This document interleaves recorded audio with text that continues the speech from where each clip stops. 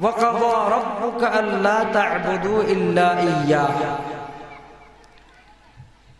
তোমাদের রবের পক্ষ থেকে চূড়ান্ত সিদ্ধান্ত হয়ে গেছে আল্লাহ তা'বুদু ইল্লা ইয়্যা, আল্লাহ ছাড়া অন্য কারো ইবাদত করা যাবে না।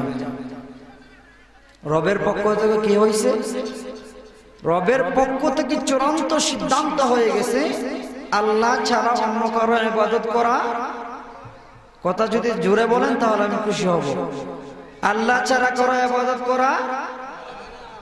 পরবর্তী অংশে আল্লাহ রাব্বুল আলামিন বলেন ওয়াবিল ওয়ালিদাইনি ইহসানা, এবং তোমাদের মা এবং বাবার সাথে সৎ ব্যবহার করবা, শুদ্ধ ব্যবহার করবা, ভালো আচরণ করবা। তাহলে আমার তিলাওয়াতকৃত আয়াতের দুইটা পয়েন্ট। কয়টা পয়েন্ট? প্রথম নম্বর, ইবাদত আল্লাহ ছাড়া অন্য কারোর জন্য করা।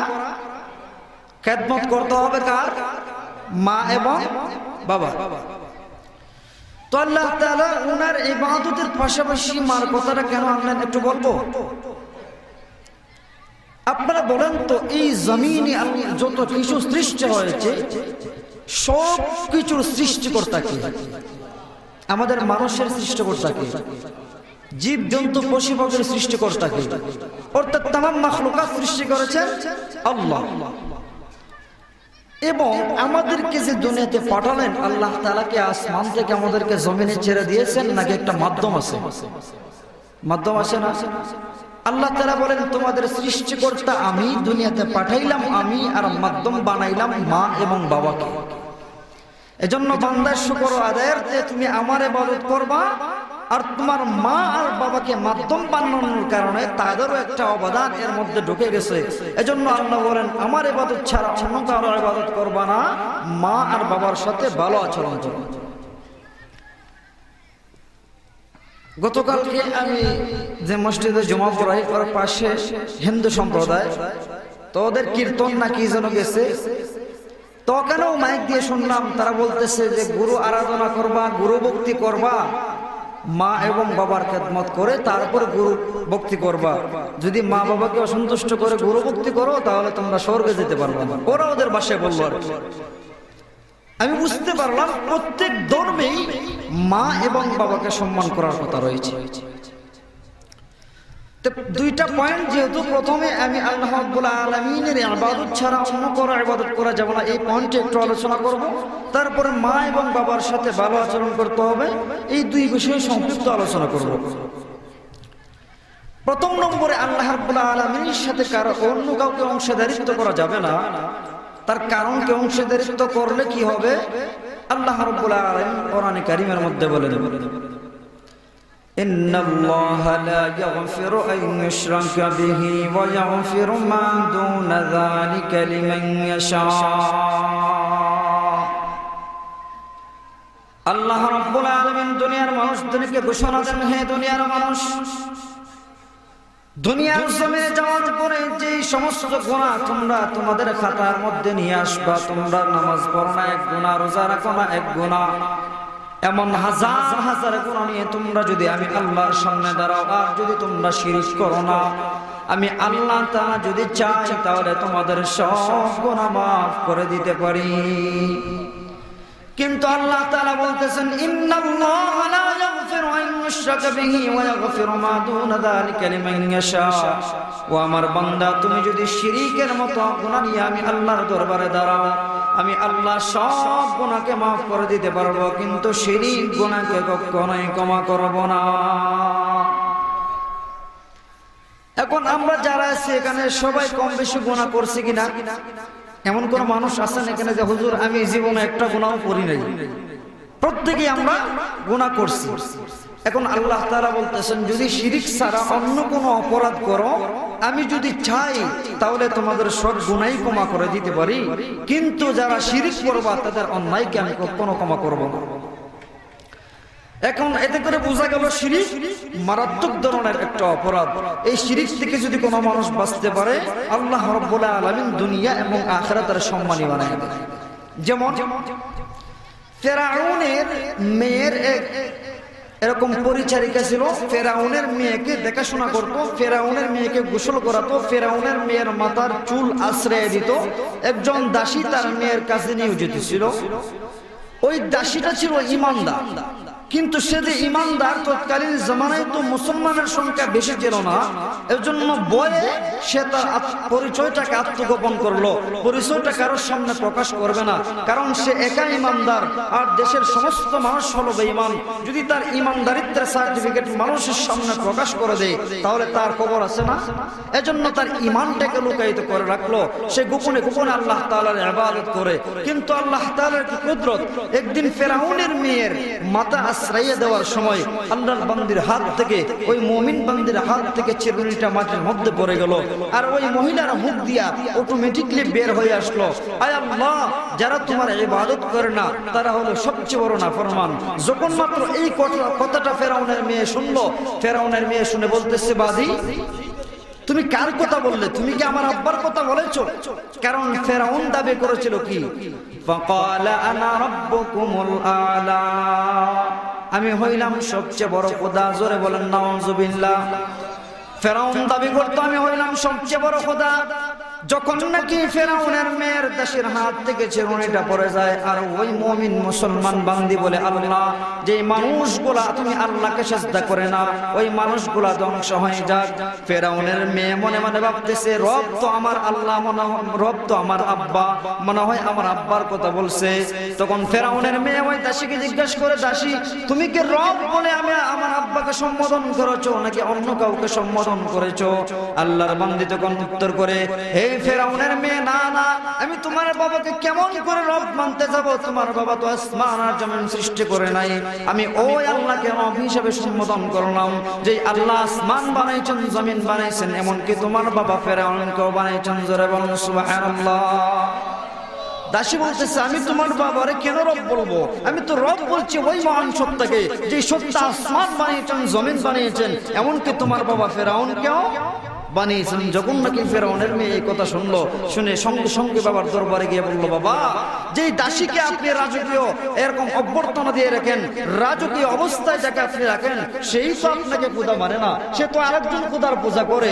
সে বলে স্যার খোদাকে যে মানে না, সে ধ্বংস হওয়ার কথা। ফেরাউন তো শুনে অগ্নি শর্মা হয়ে গেল, রাগে রাগান্বিত হয়ে গেল, বললো, ওই দাসীকে আমার সামনে আনো। সামনে যখন নিয়ে যাওয়া হলো, জিজ্ঞেস করলো ফেরাউন, হে দাসী, তুমি কার পূজা করো? তুমি কি আমাকে রব হিসাবে মানো না? তুমি কি আমাকে আল্লাহ হিসাবে মানো না? তখন দাসী উত্তর করে, হ্যাঁ ফেরাউন, আমি তোমাকে মরণ পর্যন্ত কখনোই আমি আমার রব হিসাবে মানবো না, কারণ আমার রব হলেন কে? আমার রব হলেন আল্লাহ। আমি তোমাকে কখনোই রব হিসাবে মানবো না, কারণ আমি ওই আল্লাহর উপর ঈমান আনছি, যে আল্লাহ তোরে বানাইছে, আমারও বানাইছে। সুতরাং তুমি ফেরাউনকে আমি কখনোই রব হিসাবে মানতে পারবো না। ফেরাউন ডাক দিয়ে বলে, রে বাদী, তুমি যদি আমাকে এরকম ভাবে রব হিসাবে না মানো, তুমি যদি আমাকে মালিক আর রব আর আল্লাহ হিসাবে না মানো, আমি তোমাকে হত্যা করব। দাসী বলতেছে, আপনারা বলেন তো, একজন মুমিন মুসলমানকে যদি আগুনের ভয় দেখায়, একজন মুমিন মুসলমানকে যদি এরকম হত্যা করার ভয় দেখায়, একজন মুমিন মুসলমানকে যদি ফাঁসির কাস্টে দাঁড় করায় দেয়, যদি সত্যিকার মুমিন হয়, আল্লাহর নাম ছাড়া অন্য কারো নাম তার মুখ দিয়ে আসবে নাকি? যদি সত্যিকারের মুমিন মুসলমান হয়, আল্লাহকে আল্লাহর জায়গায় অন্য কাউকে বসাবে না। ওই মুমিন বান্দি বলতেছে, রে ফেরাউন, আমাকে হত্যা করার হুমকি দিয়ে কোনো কাজ হবে না। আমাকে যদি মারতে মারতে একেবারে মেরে ফেলো, তারপরও আমি আল্লাহর জায়গায় তোমাকে বসাইতে পারবো না। ফেরাউন তার লোকজনকে ডাক দিল, ডাক দিয়ে বলবো, হে আমার গুনাহগার, আমার সৈনিকেরা, এই মহিলাকে বন্দী কর। বন্দী করি এরকম ভাবে তার উপর নির্যাতনের স্টিম রোলার চালাই দিল। নির্যাতন করতে করতে মহিলার মুখ দিয়ে আল্লাহর নাম ছাড়া অন্য কারো নাম আনতে পারে না। শেষ পর্যন্ত বললো, ফেরাউন ডাক দিয়ে বললো, হে আমার সৈনিকেরা, তোমরা এরকম একটা ডেক্সের মধ্যে এরকম তেল দিয়ে আগুন ধরাও, ডেক্সের মধ্যে তেল দাও, আর ওই ডেকটাকে তুমি এরকম ভাবে আগুন দিয়ে ওই তেলকে তোমরা বকলা তোলাও। ফেরাউনের আদেশ পাইয়ে সৈনিকেরা বিশাল আকারের একটা ডেক্সের মধ্যে তেল দিয়ে ওই তেলকে উত্তপ্ত গরম করতে আরম্ভ করলো। ওই ডেক্সের সামনে এরকম ভাবে ওই মহিলাকে নিয়ে যাওয়া হলো। মহিলাকে নিয়ে বলে, ফেরাউন বলতেছে, হে আমার দাসী, হে আমার বান্দি, শোনো, এই মুহূর্তে যদি আল্লাহ এবং আল্লাহর রাসূল মুসা আলাইহিস সালামকে বাদ না দিয়ে তুমি আমাকে আল্লাহ হিসাবে না মানো, আমি ফেরাউনকে যদি আল্লাহ না বলো, তাহলে এই মুহূর্তে আগুনের মধ্যে তোমাকে ফেলে দেব। এই যে উত্তপ্ত করা তেলের আগুন, এই তেলের মধ্যে তোমাকে ফেলে দেব। ওই দাসী বলতেছে, রে ফেরাউন, আমাকে তেলের বয় থেকে কোনো লাভ হবে না, আমাকে যদি উত্তপ্ত তেলের মধ্যে ফেলাইয়া দাও তারপরও আমি ঈমান ছাড়ব না। ওই বান্দির দুইটা সন্তান ছিল। কয়টা সন্তান? যে মুমিন বান্দি তার দুইটা সন্তান ছিল। একটা সন্তানের বয়স 5 থেকে 6 বছর, আর একটা সন্তান দুধ খায়, অর্থাৎ দুধের একটা বাচ্চা ছিল। তখন ফেরাউন মনে মনে ভাবতে আরম্ভ করলো, যদি মার সামনে তার সন্তানকে এরকম ভাবে তেলের মধ্যে, গরম তেলের মধ্যে ফেলানো যায়, তাহলে তো মায়ের অন্তরের মধ্যে ধাক্কা লাগবে। আপনারা বলেন তো, দুনিয়ার জমিনে সবচেয়ে বেশি মায়া সন্তানের জন্য কার অন্তরে? দুনিয়ার জমিনে সবচেয়ে বেশি মায়া হলো তার মায়ের অন্তরে। এজন্য আল্লাহ রাব্বুল আলামিন বলেন, যদি কোনো মানুষ মারা যায়, ওই কবরস্থানে যাওয়ার জন্য কোনো পুরুষকে আল্লাহ, সব পুরুষকে আল্লাহ তাআলা অনুমতি দিয়েছেন, কিন্তু কোনো মহিলাকে আল্লাহ তাআলা কবরস্থানে যাওয়ার অনুমতি দেয় নাই। কবরস্থানে, আপনাদের এলাকায় কবরস্থানে পুরুষ লাশ রাখে না মহিলা লাশ রাখে? একদিনও কি প্রশ্ন করেছেন ইমাম সাহেব, আমাদের সন্তান মারা যায়, আমরা বাবারা কি এরকম কবরস্থানে লাশ রাখি, আমরা মারা কেন যেতে পারে না, মহিলারা কেন যেতে পারে না? পয়গম্বর আরবি বলেন, হে দুনিয়ার উম্মতের দল, বাবা যখন সন্তানকে লাশ হিসাবে এরকম কবরস্থানের মধ্যে নামায়, বাবা তো সন্তানকে দাফন করে উঠে আসতে পারে, কিন্তু মা যদি তার সন্তানকে কবরের মধ্যে নিয়ে যায়, মার অন্তরে তো দয়া আর তো মায়া, মা কবরস্থানের মধ্যে নাইমা বলবে, আমার জাদুরে তোমরা দাফন কইরো না, আমার জাদুরে যদি দাফন করতে হয় সাথে সাথে আমি মার ও আমার সন্তানের সাথে দাফন করে দাও। কারণ মার অন্তরে এত মহব্বত আর এত ভালোবাসা সন্তানের জন্য তৈরি করে দিয়েছেন কে? এজন্য ফেরাউন মনে মনে ভাবতে আরম্ভ করলো, যদি মার সামনে তার সন্তানকে উত্তপ্ত তেলের মধ্যে ফেলে দেয়, তাহলে মা তার অন্তরের মধ্যে আঘাত লাগবে, হয়তো বা সে আল্লাহর উপর থেকে ঈমানটাকে সরাইয়ে দিবে। কিন্তু আল্লাহর কি কুদরত, মহিলার সামনে তার 5 থেকে 6 বছরের বাচ্চাকে যখন উত্তপ্ত তেলের মধ্যে ফেলাই দিল, মহিলা ডাক দিয়ে বলল, এ ফেরাউন, আমার সন্তানকে কেন, আমাকে যদি 1000 বার ওই তেলের মধ্যে তুমি চাপাই পড়তে বলো, আমাকে যদি ওই উত্তপ্ত তেলের মধ্যে ফেলাই দাও, তারপরও আমি ঈমান ছাড়ব না। শেষ পর্যন্ত ওই এরকম দুধের বাচ্চাটাকে যখন তেলের মধ্যে ফেলাই দিল, আপনারা কি বলেন, একটা দুধের সন্তানকে যদি তার মা এবং বাবার সামনে উত্তপ্ত তেলের মধ্যে ফেলাই দেয়, কষ্ট হবে না হবে না? যখন ওই দুধের বাচ্চাটাকে মায়ের চোখের সামনে উত্তপ্ত তেলের মধ্যে ফেলাই দিল, মা চোখ দিয়ে পানি পড়তেছে, তখন আল্লাহর কুদরতে ওই দুধের বাচ্চার জবানটা খুলে গেছে। ওই দুধের বাচ্চা উত্তপ্ত তেলের মধ্যে থেকে মাকে সম্বোধন করে বলতেছে, মা তুমি দেখতেছো আমরা আগুনের মধ্যে জ্বলে পড়েছি, আর কারণ হয়ে যাইতেছি না মা, আমরা আমাদেরকে আগুনের মধ্যে তেলের মধ্যে ফেলানোর সাথে সাথে ওই তেলটা আমাদের জন্য জান্নাতের বাগান হয়ে গিয়েছে। শেষ পর্যন্ত ওই মহিলা বলতে আরম্ভ করলো, রে ফেরাউন, তুমি তো আমার 2 সন্তানকে হত্যা করলে, এখন তো আমাকেও তুমি হত্যা করবা, তাহলে আমার একটা ওসিয়ত তুমি পূরণ করবা। আমাকে যখন তুমি তেলের মধ্যে ফেলাই দিবে, আমি যখন মরে যাব, আমাকে যখন দাফন করবা, অবশ্যই তো তুমি আমাকে দাফন করবা। আমার আখেরি গুজারিশ, আমার আখেরি দরখাস্ত হলো, আমাকে যেই কবরের মধ্যে দাফন করবা, আমার 2 সন্তানের হাড়গুলাকে একই কবরের মধ্যে দাফন দিবা। মহিলার কথা হলো, মহিলাকে যেই জায়গায় দাফন করা হবে, তার 2 সন্তানের হাড়গুলাও যেন সেখানে দাফন করা হয়। শেষ পর্যন্ত ফেরাউন মহিলাকে আগুনের মধ্যে ফেলাই দিল, তাদেরকে জেলে জ্বালাইয়া পুড়ে কার করে দেওয়ার পরে হাড্ডিগুলা 3 জনের হাড্ডি কবরের মধ্যে দাফন করলো। তারা কিন্তু আল্লাহর সাথে অন্য কাউকে শরীক করে নাই, জীবনটা দিয়ে দিয়েছে ইসলামের জন্য, জীবনটা দিয়ে দিয়েছে আল্লাহর জন্য। শেষ পর্যন্ত ফেরাউন ওই মা এবং তার 2 সন্তানের হাড্ডিগুলাকে এক জায়গার মধ্যে দাফন করলো। আল্লাহর কি কুদরত, আল্লাহ তাআলা ওই বান্দির উপর এত এত রাজি হয়ে গেলেন, এত খুশি হয়ে গেলেন। মেরাজের রজনীতে আল্লাহর নবী, বিশ্ব নবী রাহমাতুল্লিল আলামিন যখন এরকম মেরাজের মধ্যে যাইতেছেন, তখন হঠাৎ দেখতে পাইলেন, হঠাৎ তিনি অনুভব করতে আরম্ভ করলেন, তার নাকের মধ্যে জান্নাতের ঘ্রাণ। জিব্রাইলকে ডাক দিয়ে বললেন, জিব্রাইল, আমরা কি জান্নাতের আশেপাশে এসে পড়েছি? জিব্রাইল ডাক দিয়ে বলেন, ইয়া রাসূলুল্লাহ, ইয়া হাবিবাল্লাহ, জান্নাত অনেক দূরে, আমরা এখন পর্যন্ত জান্নাতে আসি নাই। আল্লাহর নবী, বিশ্ব নবী রাহমাতুল্লিল আলামিন ডাক দিয়ে বললেন, জিব্রাইল, আমরা তো জান্নাতের ঘ্রাণ পাইতেছি, তাহলে এটা কোন ঘ্রাণ? জিব্রাইল আলাইহিস সালাম ডাক দিয়ে বলেন, ও আল্লাহর নবী, বিশ্ব নবী রাহমাতুল্লিল আলামিন, শুনেন, বনে ইসরাইলের ফিরআউন একজন মহিলা আর তার 2 সন্তানকে ঈমান আনয়নের কারণে হত্যা করেছিল, আর তাদেরকে এক কবরের মধ্যে দাফন করেছিল।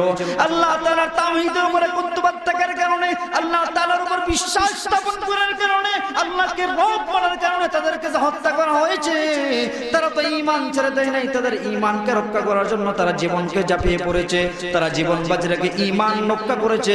আল্লাহ রাব্বুল আলামিন তাদের এই ঠেক আর তিতিক্ষার মাধ্যমে তো খুশি হয়েছেন, তাদের কবরটাকে এই জান্নাতের বাগান বানায় দিয়েছে।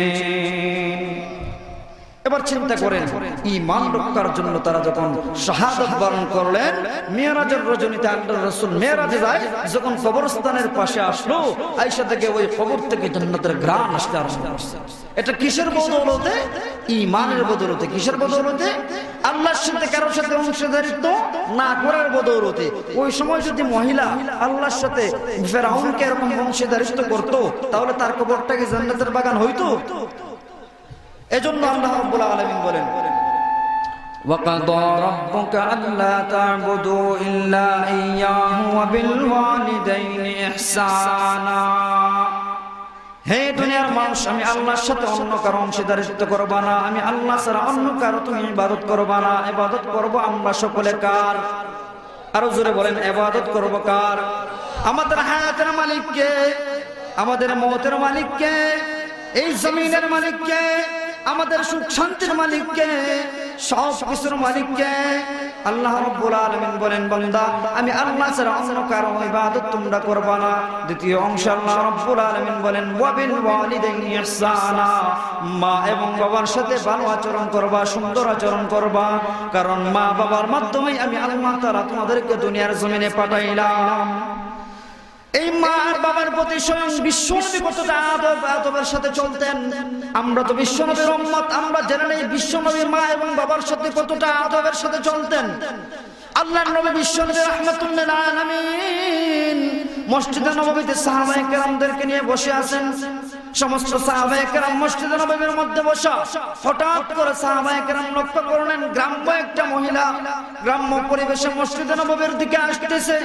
আল্লাহর রাসূল সাল্লাল্লাহু আলাইহি ওয়াসাল্লামের কাছে যখন আসলো, আল্লাহর রাসূল সাল্লাল্লাহু আলাইহি ওয়াসাল্লাম তার নিজের গায়ের চাদরটা মহিলার জন্য এরকম মাটির মধ্যে বিছাই দিলেন। সুবহানাল্লাহ।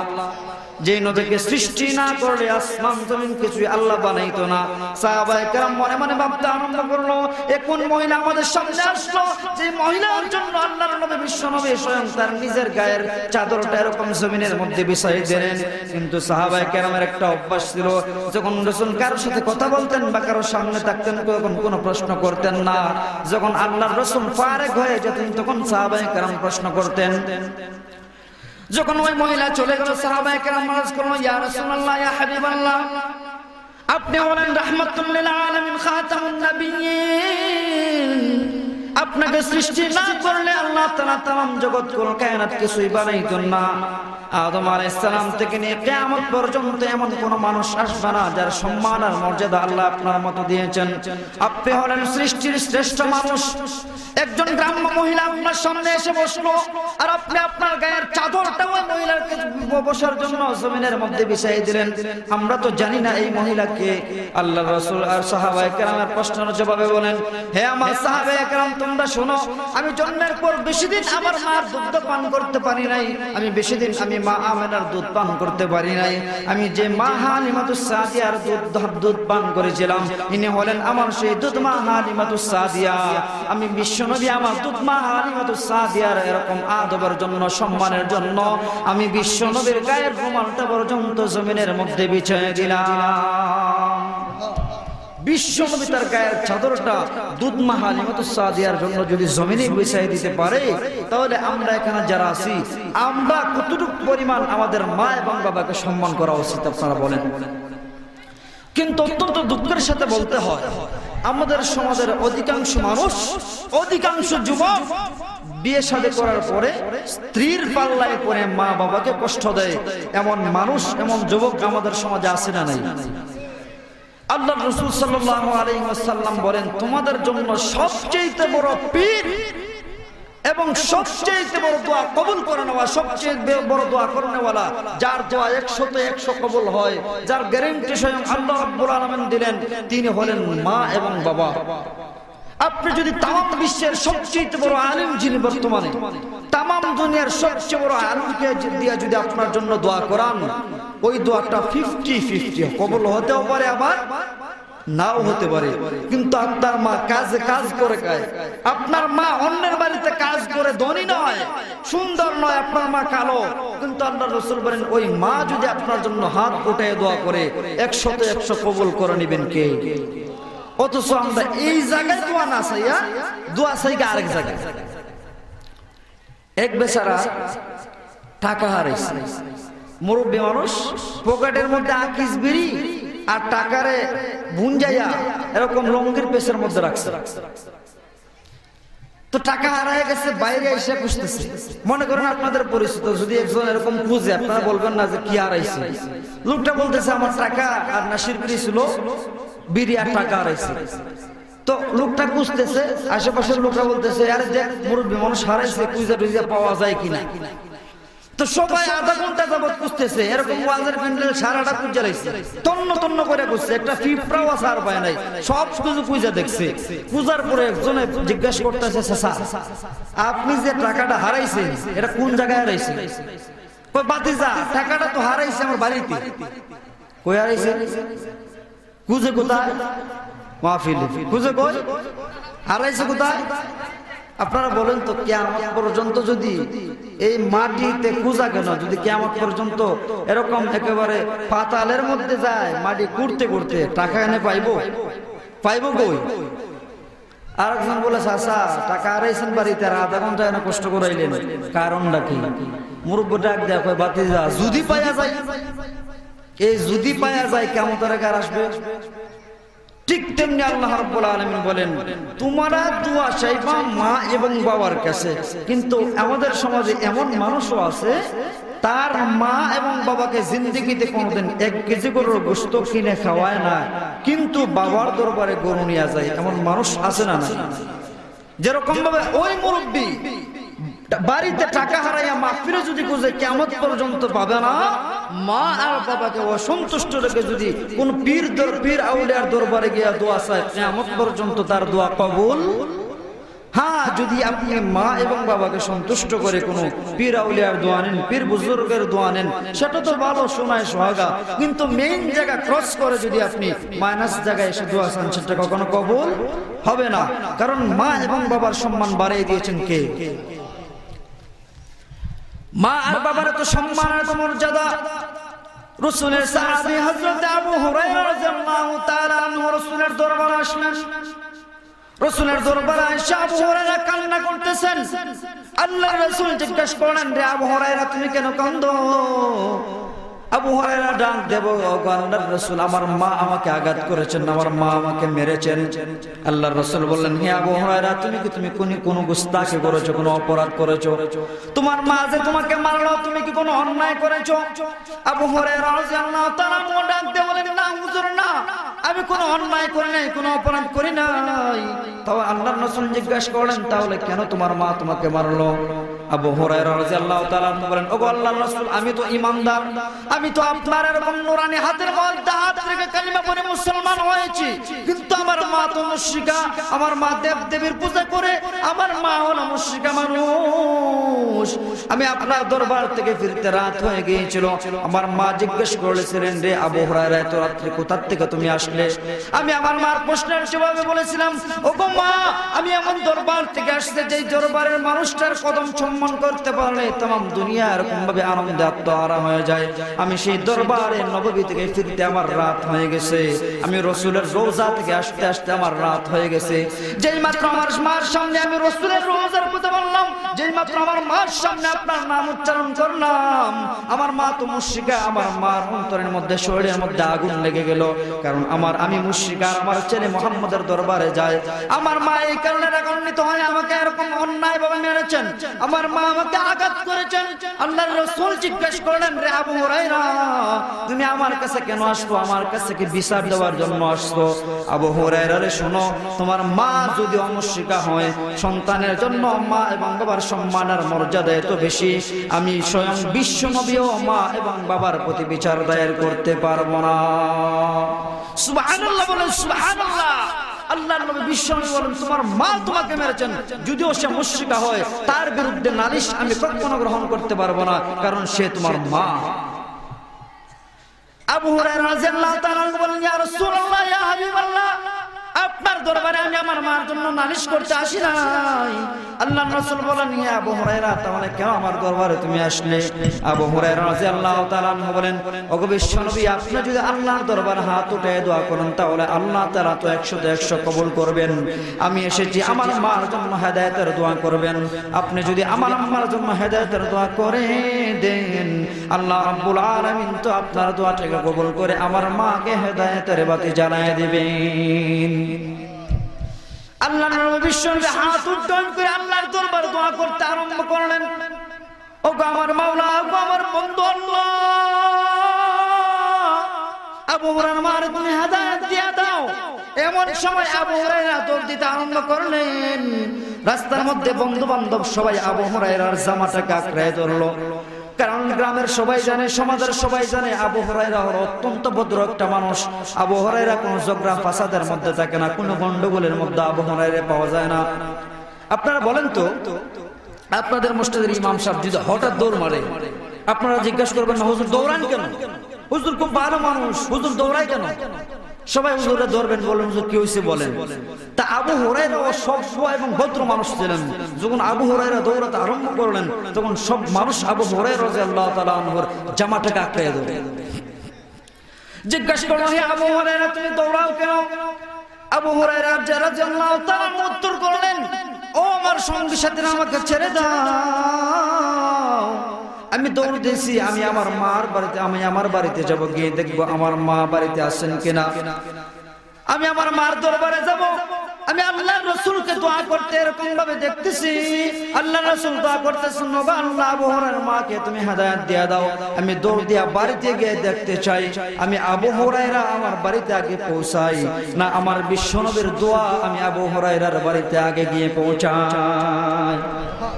আল্লাহর নবী যে দোয়া করতেছেন আমার মাকে আল্লাহ তাআলা হেদায়েত দিতেন, এজন্য আমি দৌড় দিছি, এজন্য আমি আগে বাড়িতে যাই না আমি আমার বিশ্বনবীর দোয়াটা আগে বাড়িতে চলে যায়। হযরত আবু হুরায়রা রাদিয়াল্লাহু তাআলা দৌড় দিতে আরম্ভ করলেন। যখন বাড়ির মধ্যে গিয়ে পৌঁছলেন, গিয়ে দেখলেন পানি পড়তেছে, এরকম শব্দ আসতেছে। আবু হুরায়রা রাদিয়াল্লাহু তাআলা দরজার মধ্যে নক করলেন, ডাক দিলেন, ওগো আমার আম্মা। ভিতর থেকে জবাব আসলো, কে? তিনি ডাক দিয়ে এরকম জবাব দিলেন, আম্মা, আমি তোমার আবু হুরায়রা। মা ডাক জবাব দিলেন, হে আবু হুরায়রা, একটু সময় অপেক্ষা করো, আমি এরকম দরজাটা খুলতেছি। হযরত আবু হুরায়রা এরকম চিন্তা করলেন, অন্যদিন মাকে যখন বলতাম মা আমি আবু হুরায়রা, মা এরকম চিল্লাতে মারতো, দাবানে দিত, ধমক দিত। কিন্তু আজকে যখন বললাম মা আমি আবু হুরায়রা, আমার মা বলতেছে, বাবা তুমি একটু অপেক্ষা করো, আমি দরজাটা খুলে দিতেছি। অন্য দিনের তুলনায় আজকে আমার মার গলার সুরটা একটু ভালো দেখা যায়। আবু হুরায়রা মনে মনে ভাবতে লাগলেন, মনে হয় আল্লাহর নবীর দোয়া এরকম আমার মায়ের জন্য কবুল হয়ে গিয়েছে। শেষ পর্যন্ত মা দরজা খুললেন। আবু হুরায়রা রাদিয়াল্লাহু তাআলা এরকম জিজ্ঞাসা করলেন, মা দরজা খুলতে এত দেরি হলো কেন?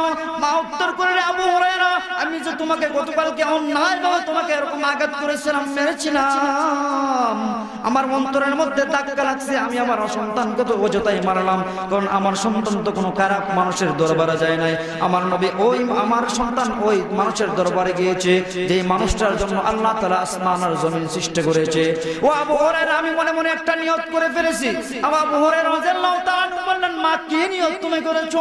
হযরত আবু হুরায়রার মা জবাব দিলেন, আমার সন্তান, আমি মনে মনে নিয়ত করেছি তুমি যেই মুহাম্মদের নূরানি হাতের মধ্যে হাত রেখে কালিমা পড়ে মুসলমান হয়েছো, আমি গোসল করলাম, তুমি আবু হুরায়রার মা, আমি গোসল করলাম, তোমার মাকে নিয়ে এই মুহূর্তে চলে চলো, তুমি বিশ্বনবীর দরবারে নিয়ে আমাকেও কালিমা পড়ে মুসলমান বানায় দাও। আবু হুরায়রা যে দৌড় দিছিলেন যে আমি বাড়িতে আগে যাই না, আমি আমার বিশ্বনবীর দোয়াটা আগে বাড়িতে যাই, গিয়ে দেখলেন বিশ্বনবীর দোয়াটাই আগে কবুল হয়ে গেছে। তো আমি বলতেছিলাম মা এবং বাবার সম্মান আর মর্যাদা কত। মা এবং বাবার সম্মান আর মর্যাদার দৃষ্টান্ত আপনাদের সামনে কি দিব এত অল্প সময়ে, তারপরে যতটুকু বলা যায় আমি বলি। মা আর বাবার সম্মান আর মর্যাদা মুফাসসিরিন কিরাম তাফসীরের কিতাবের মধ্যে লেখেন, যখন কোনো মা তার সন্তান গর্ভে ধারণ করে, আর ওই সন্তানকে গর্ভে ধারণ করানোর কোনো মা যখন রমজান শরীফের রোজা রাখতে পারে না, পয়গম্বর আরবি বলেন কোন মা যখন সন্তানকে গর্ভে ধারণ করে আর রমজান মাস যদি অতিবাহিত হয়ে যায়। আর মা যদি রমজান মাসে রোজা রাখতে না পারে, প্রত্যেকটা দিনে প্রত্যেকটা রোজার দিনে 30টা রোজা রাখলে ওই রোজাটা কবুল হইলে যেই পরিমাণ সওয়াব হয়, মা যদি সন্তানকে গর্ভে ধারণ করে ওই মা রোজা না রাখলেও ওই মায়ের আমলনামে আল্লাহ তাআলা तमाम রমজানের সওয়াব আল্লাহ তাআলা লিখে দেয়। এই সম্মানটা কার জন্য? মায়ের জন্য। কেন? মা তোমাকে সন্তান হিসেবে গর্ভে ধারণ করেছে, তোমার জন্য মা এরকম রমজান রোজা রাখতে পারে নাই। আল্লাহ রাব্বুল আলামিন মুহাম্মদুর রাসূলুল্লাহ সাল্লাল্লাহু আলাইহি ওয়াসাল্লামের মাধ্যমে জানিয়ে দিয়েছেন। একজন সাহাবী আল্লাহর রাসূলকে জিজ্ঞেস করেন, ইয়া রাসূলুল্লাহ, ইয়া হাবিবাল্লাহ, আমি খেদমত করব কার? আল্লাহর রাসূল বলেন, খেদমত করবা তোমার মার। আবার সাহাবী জিজ্ঞেস করেন, ওগো আল্লাহর রাসূল, আমি খেদমত করব কার? আল্লাহর নবী আবার জবাব দেন, খেদমত করবে তোমার মার। আবার সাহাবী জিজ্ঞেস করেন, আল্লাহর রাসূল, তারপরে কার খেদমত করব? আল্লাহর রাসূল বলেন, তারপরে তোমার মার খেদমত করবা। 4 নাম্বার বার আল্লাহর নবীর সাহাবী জিজ্ঞেস করলেন, ইয়া রাসূলুল্লাহ, ইয়া হাবিবাল্লাহ, আমি এখন কার খেদমত করব? 4 নম্বরে আল্লাহর রাসূল বলেন, সুম্মা আবুকা, এর পরে তুমি তোমার বাবার খেদমত করবা। তাহলে বোঝা গেল বাবার চাইতে মার সম্মান কয় গুণ বেশি? কেন 3 গুণ বেশি বলবো? 3 গুণ এজন্য বেশি। প্রথম নম্বর গুণ হলো মা তোমাকে পেটে ধারণ করেছে, বাবা পেটে ধারণ না। আপনাদের এলাকায় পুরুষেরাও পেটে ধারণ করে, সবাই মার পেট দিয়াই আসছেন। 2 নম্বরে প্রসব করে মা, প্রসব করে কি বাবা করে নাই। 2-2.5 বছর পর্যন্ত দুধকে পান করাইলেন, বাবা দুধ পান করার নাই। যেহেতু বাবার চাইতে এক্সেস এই 3টা কষ্ট মা বেশি পেয়েছেন, এজন্য আল্লাহ রাসূল বলেন, মার সম্মান আর মর্যাদা 3 গুণ বাড়ায় দিলাম, আর বাবার সম্মান 1 গুণ দিলাম। এখন যারা আমাদের সমাজ আজকে বলেন ইসলাম মহিলাদের এরকম অধিকার দেয় নাই, ইসলাম নারীদেরকে মূল্যায়ন করে নাই, আমি তাদের চোখে আঙ্গুল দিয়ে বলতে চাই, নারীদের আর মহিলাদেরকে যদি কোন শান্তি আর শান্তির জীবন কেউ দিয়ে থাকে, নারীদের ইসলামের মধ্যে যে অধিকার দেওয়া আছে, ইসলামের মধ্যে নারীদের জন্য সেই সম্মান আর মর্যাদার কথা লিপিবদ্ধ আছে। নারীদেরকে নারীদের সম্মান যে কোন ধর্ম যদি দিয়ে থাকে, নারীদেরকে যদি সম্মান আর মর্যাদা কেউ দিয়ে থাকে, একমাত্র ইসলাম দিয়েছে। নারীদেরকে জিন্দা দাফন করা হইতো, নারীদেরকে মানুষ রূপে গণ্য করা হইতো না। সেই জাহেলি যুগ থেকে ইসলাম নারীকে সম্মান আর মর্যাদা দিয়েছে। আজকে যে মানুষ বললে নারীদেরকে ইসলাম আর সম্মান মর্যাদা দিতে চায় না, নারীদেরকে ইসলাম কোনো সম্মান মর্যাদা দিতে চায় না, বুরকার মধ্যে আটকাইয়া নারীদের সম্মান নষ্ট করতেছে, আমি বলতে চাই তারা নারীর সম্মান আর মর্যাদা চায় না, তারা নারীকে তাদের বুকের পণ্য হিসেবে দেখতে চায়। আপনারা বলেন তো, শুটকি যদি বেড়ালের নাকের সামনে রাখেন, এই শুটকিটা সেফ থাকবে না? যদি শুটকিটারে আলমারির মধ্যে ঢুকাইয়া তারপরে এটাকে লক করে রাখেন, তাহলে সেফ থাকবে? সেফ থাকবে কোনটা? কথা বলেন বাবা। বিড়ালের সামনে শুটকি রাখলে সেফ থাকবে, নাকি আলমারির মধ্যে তালা দিয়ে রাখলে সেফ থাকবে? নারীরা কেমন করে সেফ থাকবে, এটা আপনি আমি বেশি বুঝি না আল্লাহ তাআলা বেশি বুঝছেন? আপনারা বলেন তো, মানুষ যখন আল্লাহ তাআলা সৃষ্টি করেছেন তখন কি কোনো ডাক্তারকে জিজ্ঞেস করেছেন যে ডাক্তার সাহেব আমি মানুষ কেমন করে বানাবো? দরকার আছে? কারণ ডাক্তার তো আল্লাহ তাআলার মতো জ্ঞানী হয় নাই। আল্লাহ তাআলা তো জিজ্ঞাসা তখন যখন আল্লাহর চাইতে জ্ঞানী কেউ থাকবে। আপনারা বলেন তো, আল্লাহর চাইতে জ্ঞানী কেউ আছে? সুতরাং আল্লাহ তাআলা ভালো বুঝেন পুরুষকে কেমন করে বানাইলে সুন্দর দেখা যাবে, মহিলাকে কেমন করে বানাইলে সুন্দর দেখা যাবে। আল্লাহ রাব্বুল আলামিন বলেন, তোমরা 18 বছরের একই মায়ের সন্তান, একটা ছেলে একটা মেয়ে, ছেলের মুখে দাড়ি ওঠে, মেয়ের মুখে দাড়ি। এখন আপনারা বেজার হতে পারেন, তারপরেও বলি যেহেতু দিনের কথা এজন্য বলতে হয়। এই যে ছেলের মুখে দাড়ি উঠলো, এই দাড়িটা দুনিয়ার কোন ডাক্তারের পরামর্শ করছেন না আল্লাহ তাআলা সৌন্দর্য করছেন? এখন যারা মুখের দাড়িটা কেটে দেন, তারা কি আল্লাহর সৌন্দর্য চান না বান্দার সৌন্দর্য চান? চাইটা আল্লাহর সৌন্দর্যই বাস্তব জীবনে মানতে রাজি না। আমি যে কথা বুঝাইতে চাই, মহিলারা পর্দায় থাকলে তাদের সেফ বেশি হবে, এটা আল্লাহ তাআলা বুঝান জানেন। এজন্য বলছেন মহিলারা তোমরা পর্দা করে চলো। আর বেঈমান কাফের নাস্তিক আর মুরতাদরা বলে পর্দার মধ্যে পর্দা দিয়া তাদেরকে আমরা এরকম ভাবে ঘরে বন্দী করে রাখতে চাই। এই নাস্তিক আর মুরতাদরা শোনো, আমরা নারীকে সম্মান করি। আল্লাহর রাসূল বলেন, ও সন্তান তুমি জান্নাত খুঁজতে যাও, তোমার মায়ের পায়ের নিচে। এই স্বামী তুমি জান্নাতে যেতে চাও, তোমার স্ত্রী সার্টিফিকেট দাও। ইসলাম নারীকে সম্মান দিয়েছে, অন্য কোন ধর্ম নারীকে সম্মান দেয় নাই। সুতরাং ইসলাম ও মুসলমানদের সাথে যে মানুষ যদি গাদ্দারি করতে চায়, আজকে বাংলাদেশের মধ্যে কাদিয়ানী এক গ্রুপ আছে, তারা বলে মুহাম্মদুর রাসূলুল্লাহ বিশ্বনবী না। আপনারা বলেন বিশ্বনবীকে? সর্বশ্রেষ্ঠ নবীকে মুহাম্মদুর রাসূলুল্লাহ। অথচ কাদিয়ানীর বাচ্চারা বলতেছে সর্বশ্রেষ্ঠ নবী মুহাম্মদুর রাসূলুল্লাহ নয়, সর্বশ্রেষ্ঠ নবী হলো গোলাম আহমদ কাদিয়ানী।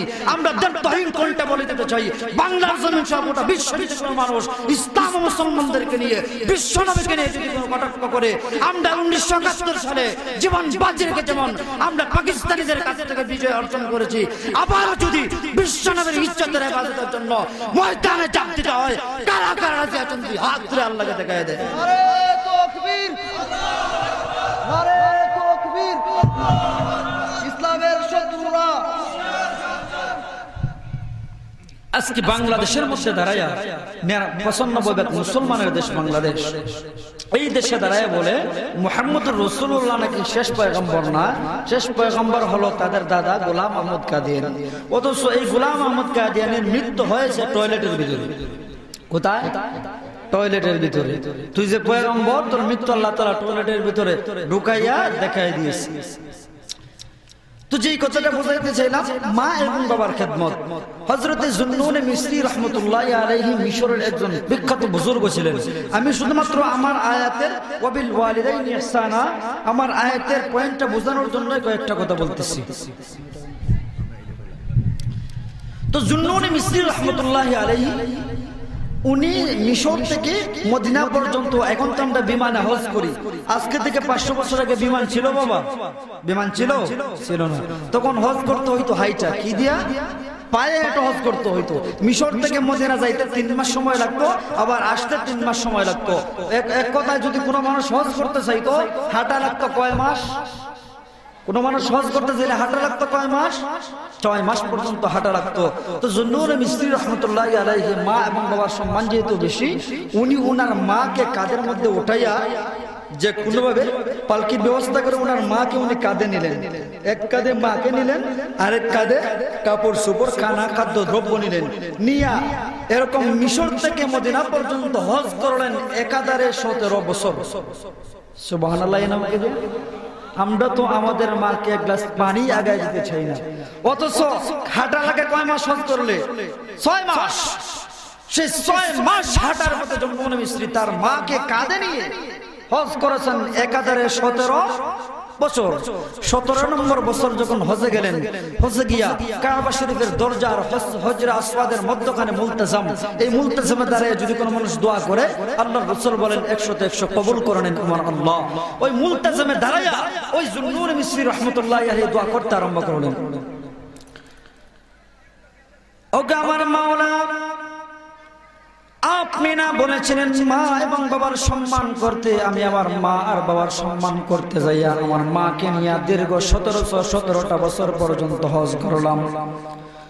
17 বছর আমার মাকে হজ করতে যাইয়া প্রতি বছর 6 মাস পর্যন্ত আমার মাকে আমি কাঁধের মধ্যে রাখলাম। 17 নম্বর বার হজে এসে আমি আল্লাহ তোমার কাছে একটা আবদার করতে চাই। আমার মা যে ছোটবেলায় আমাকে দুধ পান করাইছিলেন, আমি যে আমার মায়ের কাছে দুধের জন্য ঋণী, 17 বার আমার মাকে কাঁধে করে নিয়ে হজ করতে যাই। আমার যত কষ্ট হয়েছে, এই কষ্টের বিনিময়ে আমার মায়ের দুধের দাবির থেকে আল্লাহ তুমি আমাকে এরকম খারিজ করে দাও, দুধের দাবির থেকে আল্লাহ তুমি আমাকে মুক্ত করে দাও। আল্লাহ রাব্বুল আলামিনের পক্ষ থেকে গাইবে আওয়াজ আসলো, হে যুন্নুন মিসরি, 17 বছর পর্যন্ত তোমার মাকে কাঁধে নিয়ে হজ কইরা তুমি তোমার মায়ের দুধের দাবি চালাইতে চাও, কিয়ামত পর্যন্ত যদি তুমি তোমার মাকে কাঁধে নিয়ে মদিনায় আইসা হজ করো, তুমি যখন পেটের মধ্যে ছিলা, তুমি তোমার মায়ের গর্ভের মধ্যে ছিলা, তখন তোমার মা যে কেঁদে বসছিল, আর ওই সময় তুমি তোমার মায়ের পেটের মধ্যে একটা লাথি মেরেছিলা, তুমি যদি কিয়ামত পর্যন্ত তোমার মাকে কাঁধে করে নিয়ে হজ করো, ওই একটা লাথির বদলা কিয়ামত পর্যন্ত দিতে পারবে না। মা এবং বাবার সম্মান আর মর্যাদা এত বেশি। হযরত বাইজিদ বুস্তামি রাহমাতুল্লাহি আলাইহির ঘটনা আপনারা সবাই জানেন। গভীর রাতে মা বাইজিদকে ডেকে বললেন, হে বাইজিদ, আমাকে এক গ্লাস পানি দাও। বাইজিদ বুস্তামি রাহমাতুল্লাহি আলাইহি দেখলেন ঘরের মধ্যে কোনো পানি নাই, পানি আনতে অনেক দূরে চলে গেলেন। পানি নিয়ে এসে দেখলেন বাইজিদ বুস্তামির মা ঘুমিয়ে পড়েছেন। বাইজিদ বুস্তামির মা ঘুমিয়ে পড়ার পর বাইজিদ বুস্তামি রাহমাতুল্লাহি আলাইহি ঘরের মধ্যে এসে যখন দেখলেন ওনার মা ঘুমিয়ে পড়েছেন, মাকে আর ডাক দেন না, মার কষ্ট হবে, মাকে ডাক দিলে তো মার কষ্ট হবে। এজন্য মার সম্মানার্থে বাইজিদ বুস্তামি হাতের মধ্যে পানির গ্লাস নিয়ে দাঁড়ায় রইলেন। বাইজিদ বুস্তামি সারা রাত দাঁড়ায় রইলেন। যখন ফজরের আযান হলো বাইজিদ বুস্তামির মার ঘুম ভাঙলো। ঘুম ভাঙার পরে দিকে কনকনে ঠান্ডার মধ্যে বাইজিদ বুস্তামি হাতের মধ্যে গ্লাস নিয়ে বসে আছে। ঠান্ডার মধ্যে একেবারে বাইজিদ বুস্তামি পাথর হয়ে গেছে। মা জিজ্ঞাসা করলেন, বাবা তুমি দাঁড়ানো কেন? বাইজিদ বুস্তামি বলেন, মা তুমি যে রাত্রিতে পানি চেয়েছিলা, আমি পানি আনার জন্য অনেক দূরে গিয়েছিলাম, এসে দিকে আপনি ঘুমিয়ে পড়েছেন। বাইজিদ বুস্তামির মা বলে, বাবা তুমি আমাকে কেন ডাক দাও নাই? বাইজিদ বুস্তামি বলেন, আমার মা, আমি যদি আপনাকে ডাক দেই তাহলে আপনার ঘুমের মধ্যে তো ডিস্টার্ব হবে, আপনার কষ্ট হবে। এজন্য আবার কখন আপনি পানি চান, আমি সারা রাত পানির গ্লাস হাতের মধ্যে নিয়ে দাঁড়ায় রইলাম। বাইজিদ বুস্তামির মার অন্তর খুশি হয়ে গেছে। বাইজিদ বুস্তামির জন্য দোয়া করলো, আমার আল্লাহ, আমার যে সন্তান আমাকে পানি পান করার জন্য সারা রাত এরকম দাঁড়ায় রইলো, আমার সন্তানকে তুমি এই জগতের সুলতানুল আরিফিন বানায় দাও। আল্লাহ রাব্বুল আলামিন বাইজিদকে সারা জগতের সুলতানুল আরিফিন, একজন বিখ্যাত বুজুর্গ ওলি হিসাবে কবুল করেছিলেন। এজন্য মায়ের দোয়ার দরকার আছে না নাই? শেষ করে দিচ্ছেন, মায়ের দোয়ার করতে বড় ফজল। মায়ের দোয়া লো হে মুমিন, মায়ের দোয়া লো, মায়ের দোয়া লো হে মুমিন, মায়ের দোয়া লো। বিপদে পড়বে না তুমি যখন যেথায় যাও, বিপদে পড়বে না তুমি যখন যেথায় যাও। মায়ের দোয়া লো হে মুমিন, মায়ের দোয়া লো, মায়ের দোয়া লো হে মুমিন, মায়ের দোয়া লো। একটি গ্লাস পানির ফলে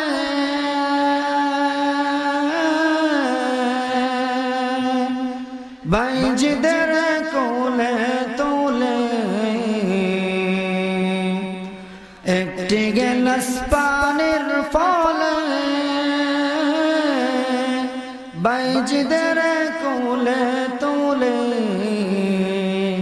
হাত তোলে মা বলে বাইজিদকে ওলি বানাও, হাত তোলে মা বলে বাইজিদকে ওলি বানাও। মায়ের দোয়া লো হে মুমিন, মায়ের দোয়া লো, মায়ের দোয়া লো হে মুমিন, মায়ের দোয়া লো। ছোট্ট শিশু বাইজিদের নাম ছড়িয়েছে বিশ্ব ভুবন। ছোট্ট শিশু বাইজিদের মতো সবাই হও, ছোট্ট শিশু বাইজিদের মতো সবাই হও। মায়ের দোয়া লো হে মুমিন, মায়ের দোয়া লো, মায়ের দোয়া লো হে মুমিন, মায়ের দোয়া লো। নিজে নিজে মনে করো টাকায় আমি হইলাম বড়, নিজে নিজে মনে করো টাকায় আমি হইলাম বড়। যার কারণে মৃত্যু মুখে বেঈমান হয়ে যাও, যার কারণে মৃত্যু মুখে বেঈমান হয়ে যাও। মায়ের দোয়া লো হে মুমিন, মায়ের দোয়া লো, মায়ের দোয়া লো হে মুমিন, মায়ের দোয়া লো। মায়ে যখন দোয়া করে চলে যায় আরশ পরে, মায়ে যখন দোয়া করে চলে যায় আরশ পরে। সাথে সাথে কবুল হয়ে ফল দেখিতে পাও, সাথে সাথে কবুল হয়ে ফল দেখিতে পাও মায়ের দোয়া লও হে মুমিন মায়ের দোয়া লও মায়ের দোয়া লও হে মুমিন মায়ের দোয়া লও বিপদে পড়বে না তুমি যখন যেতাই যাও বিপদে পড়বে না তুমি যখন যেতাই যাও মায়ের দোয়া লও হে মুমিন মায়ের দোয়া লও মায়ের দোয়া লও হে মুমিন মায়ের দোয়া লও মায়ের দোয়া দরকার আমাদের সকলের জন্য আছে না নাই আজকে থেকে আমরা সকলেই মা এবং বাবার খেদমত করব যাদের আব্বা আম্মা নেই তাদের জন্য দোয়া করব দোয়াটাও আল্লাহ তাআলা শিখিয়ে দিয়েছেন রব্বির হামহুমা কামা রব্বায়ানি আমরা সবাই পারি কিনা এই দোয়া প্রত্যেক নামাজের পর মা এবং বাবার জন্য দোয়া করব যাদের আব্বা আম্মা কবরে চলে গেছেন আর যাদের আব্বা আম্মা আছেন আপনার কপাল খুলে যাবে আল্লাহর রাসূল সাল্লাল্লাহু আলাইহি সাল্লাম বলেন রাদাল রাব্বি ফি রাদাল ওয়ালিদাইন ওয়া সাকাতার রাব্বি ফি সাকাতিল ওয়ালিদাইন হে দুনিয়ার উম্মত শুন যদি তোর উপর তোর মা আর বাপ সন্তুষ্ট থাকে তাহলে মনে করিস আল্লাহও তোর উপর সন্তুষ্ট আর তোর উপর যদি তোর মা আর বাবা সন্তুষ্ট আর নারাজ থাকেন ভেবে নিও আল্লাহ তোমার প্রতি সন্তুষ্ট আল্লাহর রাসূল বলেন দুনিয়ার উম্মত শোনো তোমার মা আর বাবা উভয়জন যদি দুনিয়াতে থাকেন মনে করবা দুনিয়ার জমিনে জান্নাতের দুইটা দরওয়াজা তোমার জন্য খোলা রয়ে গেল যদি তোমার আম্মা মারা যান অথবা আব্বা মারা যান মনে করবা একটা জান্নাতের দরওয়াজা বন্ধ হয়ে গেছে আর যদি উভয়জন মারা যান মনে করবা জান্নাতের সমস্ত দুইটা দরজা তোমার জন্য বন্ধ হয়ে গেল আল্লাহ রাব্বুল আলামিন আমাদের তার ইবাদত এবং আব্বা আম্মার খিদমত করার তৌফিক দান করুক আমিন ওয়া আখিরু দাওয়ানা আলহামদুলিল্লাহি রাব্বিল আলামিন।